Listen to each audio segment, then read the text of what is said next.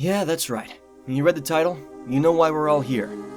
Ben Reilly, also known as the Scarlet Spider, is a himbo through and through in the new hit Spidey film Across the Spider-Verse. And you know what? That's okay. Now, you know me. I am a massive Ben Reilly fan. He's easily my favorite wall-crawling web-slinger of all time. And let's be real, the man hasn't had a win in a long time. From getting glided in the back by the Green Goblin, to getting Dan slotted into a bad twist villain, to becoming Chasm. Oh, and he had this awful costume for like 2 issues in the Peter David Scarlet Spider run. I hate that thing. Anyway, you know what I mean. Our favorite blonde Spider-Man has been through it time and again, and I, like many of his fans, was hoping for him to have a respectful and well-written role in Across the Spider-Verse. It didn't even have to be a big role, and frankly, with a design that good, I wouldn't even care if he didn't have a single line. He could have just looked cool and hung out in a couple of scenes. I would have been sold.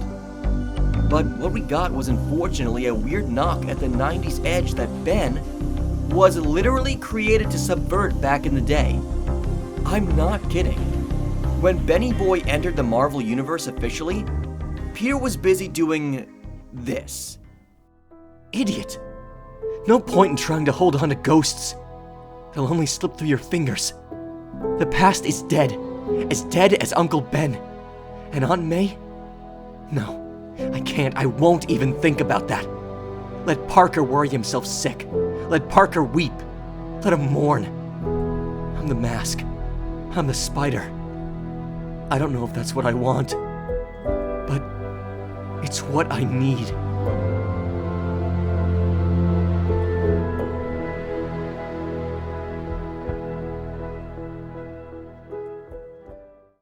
Yeah, just generally being a total edgelord, while Ben was pulling himself together and generally being a kinder, more soft-hearted hero.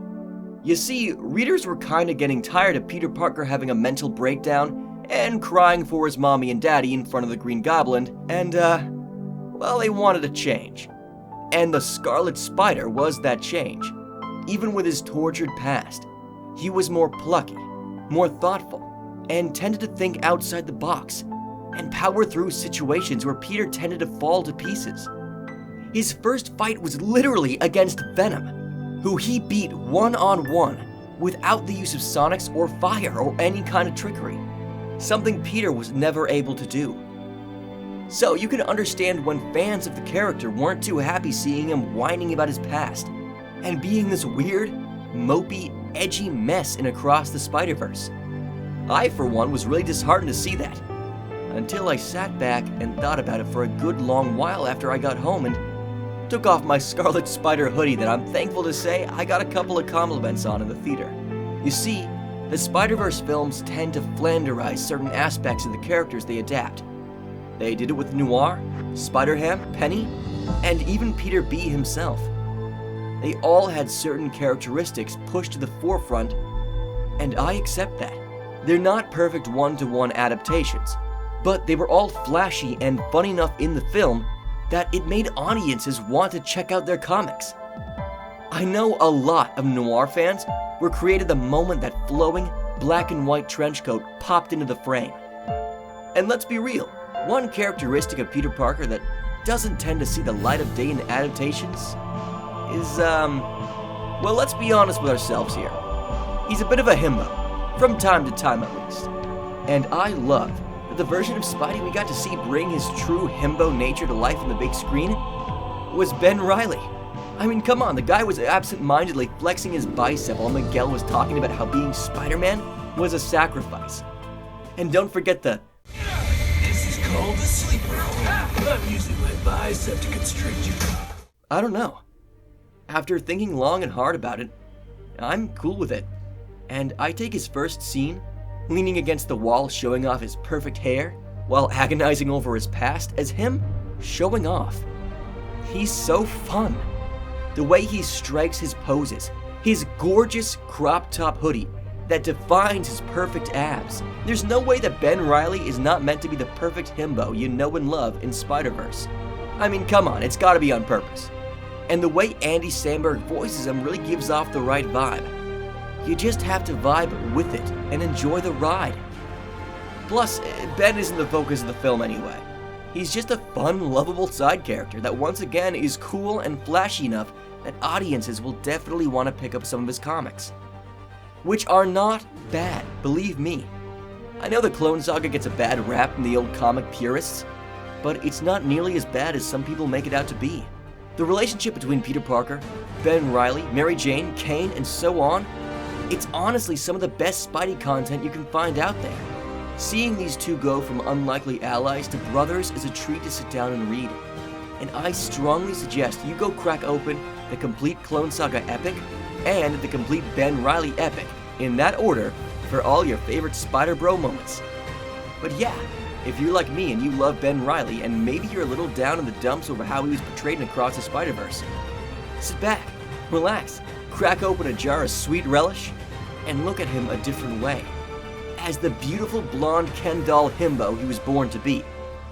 Now with that being said, I'm going to leave you with a little Scarlet Spider comic dub that I'm pretty proud of, and sign off for the night. This is the Synth Voice Network, wishing all you true believers out there a fun time with Across the Spider-Verse. Haven't been back here since that night. And that very first confrontation with my better half. The original Peter Parker. The so-called real Spider-Man. I still don't remember much between the explosion at the stadium and waking up at the foot of the smokestack. But I always figured that he brought me here for some reason. I can't help wondering if Peter ever faced a moment like this. If he ever saw his entire life reduced to a single object that just might be an answered prayer. And I wonder if it scared him half as much as me. Jack sacrificed himself to share the secret. Or did he? This computer disk could hold a miracle. New evidence that I'm actually the one true Peter Parker. Or it could be another one of the Jackal's sick jokes. After all these years away, all the dreams and the doubts, I still can't help but wonder what Peter would have done.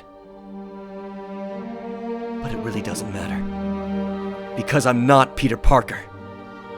Not that Peter Parker. Not anymore. And Ben Reilly no longer needs validation from anything, anybody, but me. Jackal only reminded me of that again tonight.